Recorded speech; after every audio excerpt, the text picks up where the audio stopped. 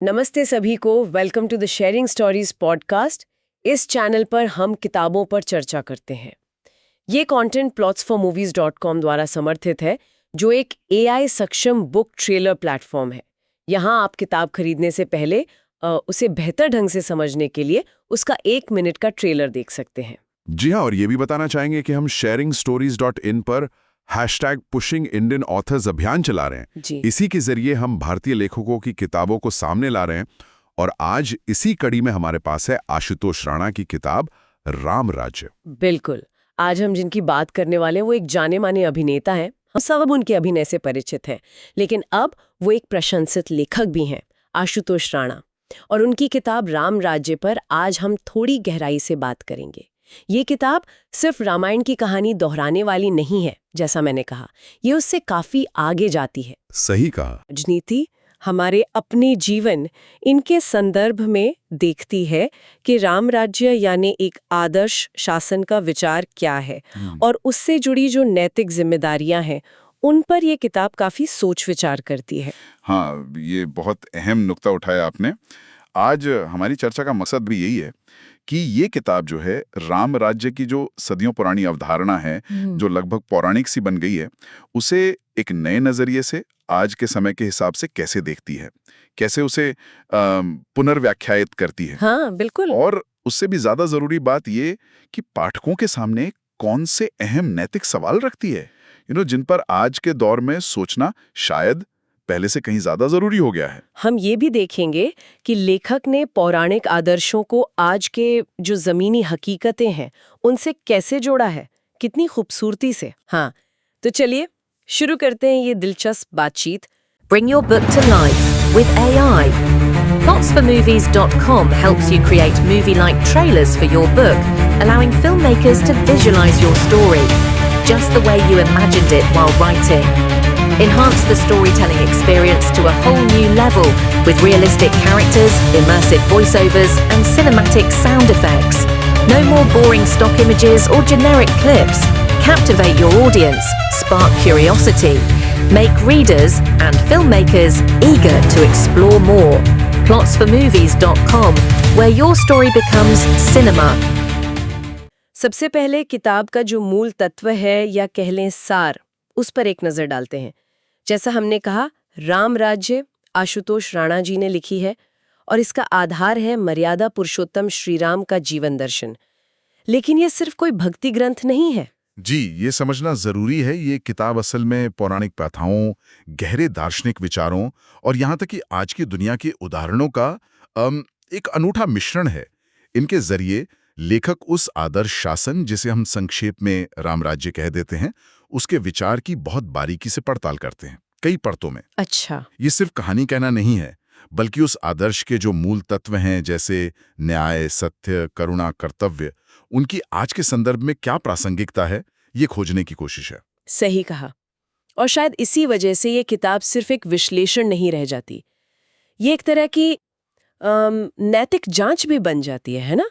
मतलब ये पाठकों को अपने निजी जीवन और समाज में उनकी क्या भूमिका है, इस पर सोचने को मजबूर करती है। बिल्कुल। निष्पक्षता, सत्यनिष्ठा, सहानुभूति, इन मूल्यों पर विचार करने और फिर उन्हें अपनाने के लिए प्रेरित करती है। वैसे किताब के कवर पर एक दावा भी है कि इसकी कहानी इतनी रोचक है कि पाठक एक बार शुरू करने के बाद रुक नहीं पाते। हाँ, और ये दावा तब और भी दिलचस्प हो जाता है जब हम लेखक की पृष्ठभूमि देखते हैं। आशुतोष राणा जी, जैसा सब जानते हैं, गदरवाड़ा मध्य प्रदेश से हैं।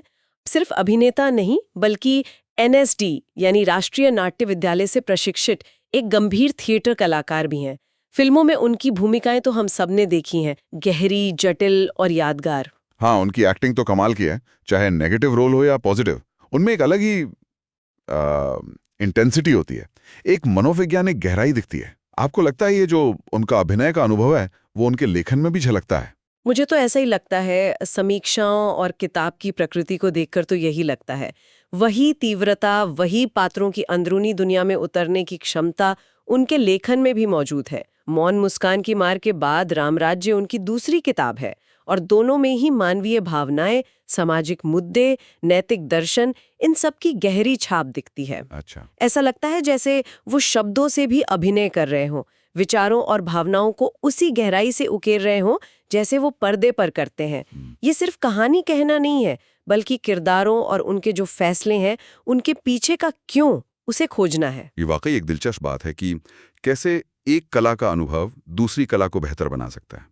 चलिए अब किताब की एक और खासियत पर आते हैं जिसका जिक्र कई रिव्यूज में हुआ है। वो है रामायण से जुड़े कुछ मुश्किल सवाल, वो सवाल जो अक्सर अनुत्तरित से लगते हैं। कहा गया है कि ये किताब खास तौर पर उन सवालों को एड्रेस करती है जो अक्सर नई पीढ़ी के मन में आते हैं या जिन पर पारंपरिक कथाओं में ज्यादा बात नहीं होती। हाँ, और ये किताब का एक बहुत महत्वपूर्ण और शायद सबसे चुनौतीपूर्ण हिस्सा भी है। रामायण हमारी संस्कृति का हिस्सा है, हम सब जानते हैं। फिर भी कुछ ऐसे प्रसंग हैं जिन पर सदियों से बहस होती आई है या जिनकी व्याख्याएं अलग-अलग रही हैं। जैसे कुछ उदाहरण जो रिव्यूज में आए, कैकेयी, जिनके बारे में कहा जाता है कि वो राम को बहुत प्यार करती थीं। आखिर उन्होंने राम के लिए वनवासी क्यों मांगा? क्या सिर्फ मंत्रा का असर था या कोई और गहरा कारण था? फिर अगर राम भगवान के अवतार थे तो उन्होंने रावण को सीता जी का अपहरण करने से रोका क्यों नहीं, और रावण जैसे शक्तिशाली दुश्मन को मारने में 10 दिन क्यों लगे? और शायद सबसे ज्यादा परेशान करने वाला सवाल, अग्नि परीक्षा के बाद भी सीता जी को दोबारा वनवास क्यों जाना पड़ा? ये सवाल आज के दौर में सोचने पर मजबूर करते हैं। बिल्कुल, और यहीं पर किताब की खासियत सामने आती है। समीक्षाओं के मुताबिक ये किताब in not so clear facts, यानी वो तथ्य जो उतने साफ नहीं है या जिनकी कई परतें हैं, उनका एक बहुत ही विचारोत्तेजक और डिटेल्ड एनालिसिस करने का साहस करती है। ये सिर्फ तथ्यों को दोहरा नहीं रही, बल्कि उनके पीछे के इरादों, मजबूरियों, उस समय के सामाजिक राजनीतिक हालात, इनको समझने की एक गंभीर कोशिश है। तो सवाल ये है कि लेखक ने इन मुश्किल और संवेदनशील सवालों का जवाब देने की कोशिश कैसे की है? क्या कोई एक फिक्स जवाब दिया है या पाठक को सोचने के लिए खुला छोड़ दिया है? उनकी स्टाइल, उनका अप्रोच कैसा है?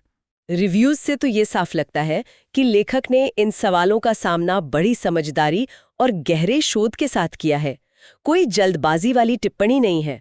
ऐसा लगता है कि उन्होंने अलग-अलग व्याख्याओं, शायद कुछ लोक कथाओं और अपने खुद के दार्शनिक चिंतन को मिलाकर एक मल्टी डायमेंशनल नजरिया अपनाया है। अच्छा। और विचारों से जुड़ाव महसूस करता है।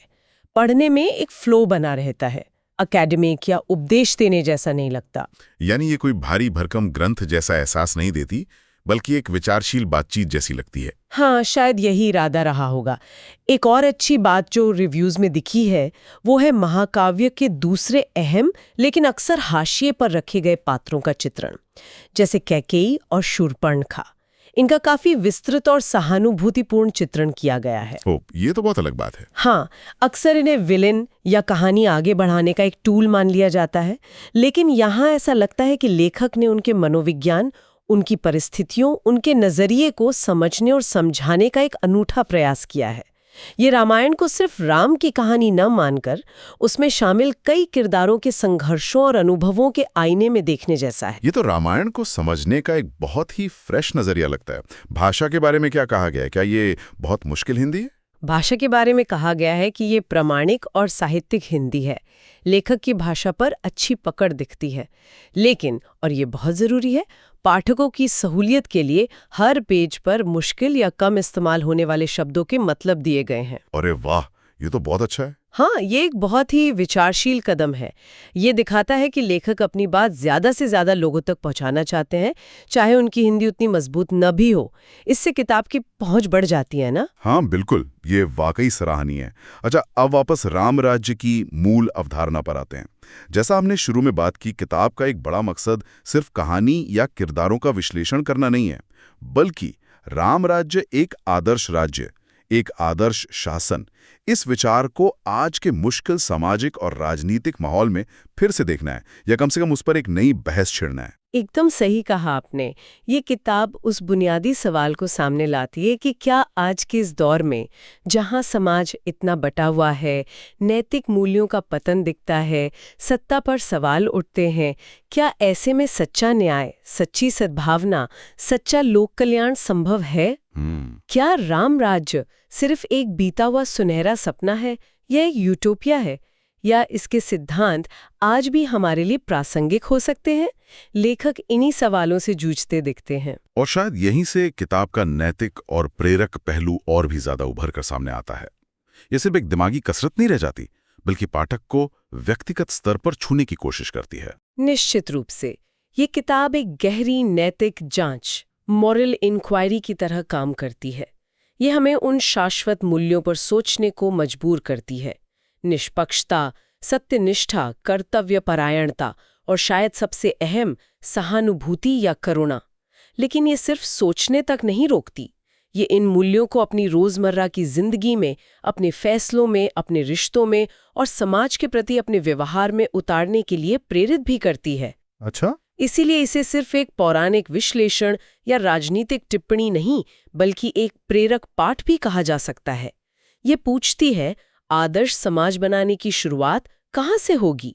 शायद खुद से। पाठकों की प्रतिक्रियाएं भी इसी तरफ इशारा कर रही हैं। जैसा हमने कुछ रिव्यूज में देखा, लोगों ने इसे बहुत सराहा है। कुछ ने तो इसे रामायण का सर्वश्रेष्ठ संस्करण तक कह दिया है। ये तो बहुत बड़ी बात है। हाँ, बहुत बड़ी बात है। और दूसरी टिप्पणियां जैसे अवश्य पढ़ें या मंदिर में रखने योग्य संस्करण, ये भी किताब के गहरे असर को दिखाती हैं। ये बताता है कि पाठक सिर्फ जानकारी नहीं ले रहे, बल्कि भावनात्मक और शायद आध्यात्मिक स्तर पर भी जुड़ रहे हैं। एक पाठक की टिप्पणी मुझे खास तौर पे याद आ रही है। Amazing, I don't know how Ashutosh ji knows it.